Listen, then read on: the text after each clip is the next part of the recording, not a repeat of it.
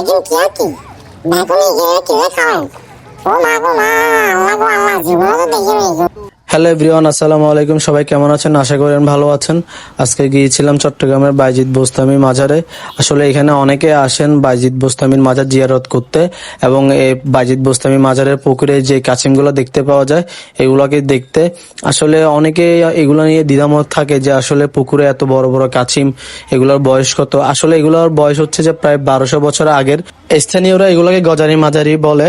আসলে এগুলো হচ্ছে মূলত জিন, যেটা স্থানীয় সূত্রে জানা যায়।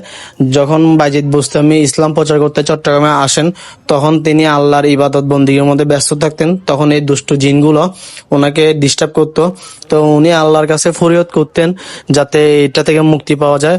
তো আল্লাহ ওনার ফরিয়াদ কবুল করে এগুলাকে, দুষ্ট জিনগুলোকে এই কাছিম রূপে পরিণত করে।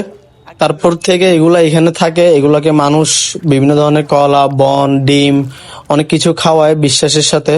তো আসলে মূলত এগুলো দেখার জন্যই আসলে বাইজিদ বোস্তামির মাজারে যাওয়া এবং বাইজিদ বোস্তামির মাজার জিয়ারত করার উদ্দেশ্যে যাওয়া।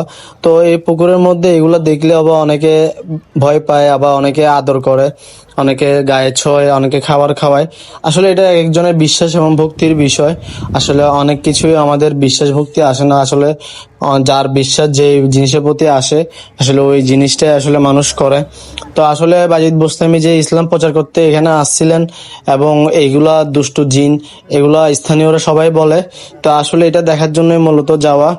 তো অনেকে হয়তো এগুলা দেখছেন, আবার অনেকে দেখেন নাই। তো আসলে দেখেন এগুলা এরকমই। তো যারা চট্টগ্রামে আসবেন তারা একবার হলো বাইজিদ বোস্তামির মাজারে যাবেন, ওনার এখানে যে জিয়ারত করবেন এবং এই কাছিমগুলোকে দেখার জন্য হলো একবার হলো যাওয়ার চেষ্টা করবেন। ধন্যবাদ সবাইকে, ভালো থাকবেন।